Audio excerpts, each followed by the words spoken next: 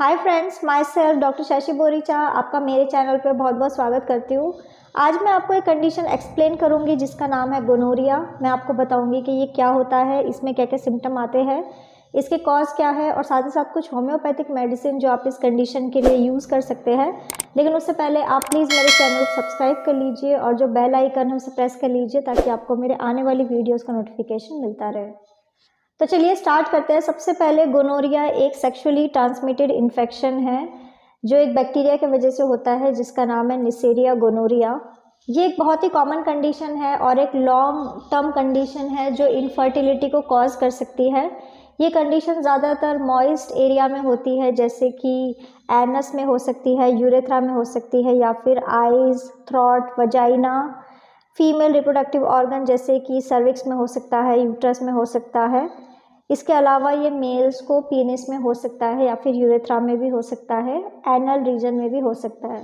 Gonorrhoea वैसे किसी भी एज में हो सकता है, लेकिन ज़्यादातर ऐसा देखा जाता है कि ये टीन्स या फिर जो एडल्ट्स हैं 15 to 24 ईयर तक के लोगों को ये कंडीशन ज़्यादा होती है। अब मैं आपको बता देती हूँ कि आखिर गोनोरिया ट्रांसमिट कैसे होता है। तो ये सेक्सुअल एक्टिविटी की वजह से ट्रांसमिट हो सकता है, जैसे कि अगर कोई पर्सन इन्फेक्टेड पर्सन के साथ सेक्सुअली इन्वॉल्व होगा, सेक्सुअल एक्टिविटीज़ को परफॉर्म करेगा, तो ये कंडीशन हो सकती है। कोई भी सेक्सुअल एक्टिविटी जैसे कि ओरल, वजाइनल या फिर एनल जैसी सेक्सुअल एक्टिविटीज़ के वजह से ये कंडीशन हो सकती है, बैक्टीरिया फैल सकता है। अब मैं आपको इसके सिम्टम बता देती हूँ कि अगर किसी पर्सन को गोनोरिया हुआ है तो उसमें आपको क्या क्या सिम्टम्स नज़र आएंगे। तो ऐसा देखा जाता है कि ज़रूरी नहीं है कि आपको इन्फेक्शन के बाद भी सिम्टम आए। कई सारे लोग हैं जो असिम्टमेटिक रहते हैं, जिनकी बॉडी में बैक्टीरिया होता है, जिनको इन्फेक्शन होता है, लेकिन उनके बॉडी में कोई भी सिम्टम नहीं आता।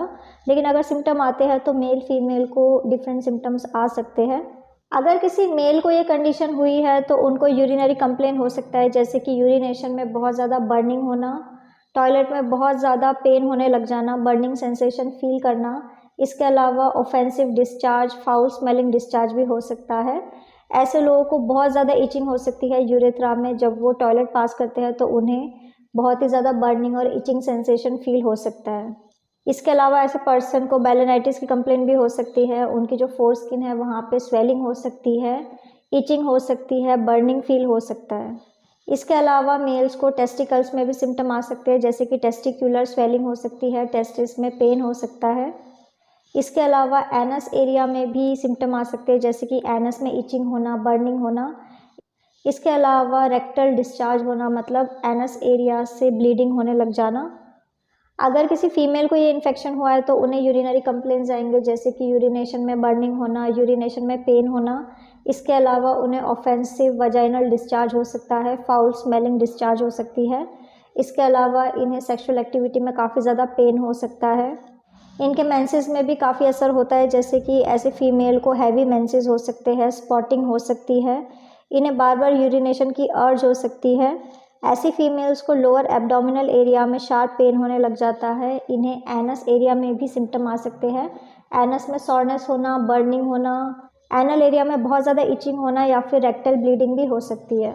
इसके अलावा अगर किसी पर्सन को गले में गोनोरिया हुआ है कोई ओरल सेक्सुअल एक्टिविटी के बाद, तो इन्हें गले में दर्द हो सकता है, सॉर थ्रॉट की कंप्लेन हो सकती है, गले में इन्फ्लामेशन या फिर रेडनेस हो सकती है, गले में जो लिम्फ नोड प्रेजेंट है वहाँ पे स्वेलिंग भी हो सकती है।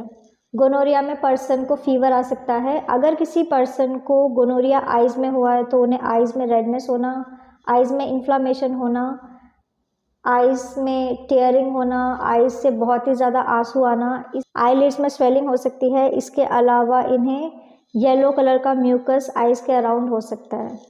अब मैं आपको इसकी कॉम्प्लिकेशन बता देती हूँ कि अगर कोई पर्सन इस कंडीशन को ट्रीट नहीं करेगा तो उन्हें इन फ्यूचर क्या क्या कॉम्प्लिकेशन हो सकती है।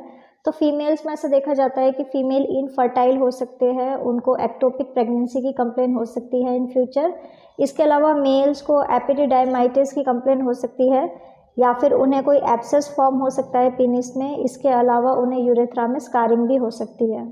अब मैं आपको कुछ होम्योपैथिक मेडिसिन बता देती हूँ जो आप इस कंडीशन के लिए यूज़ कर सकते हैं। तो मेडिसिन जैसे कि आप रशटॉक्स 30 मेडिसिन का यूज़ कर सकते हैं, आप बेसिलिनम 30 मेडिसिन का यूज़ कर सकते हैं। इसके अलावा आप नाइट्रिक एसिड 30 मेडिसिन का यूज़ कर सकते हैं।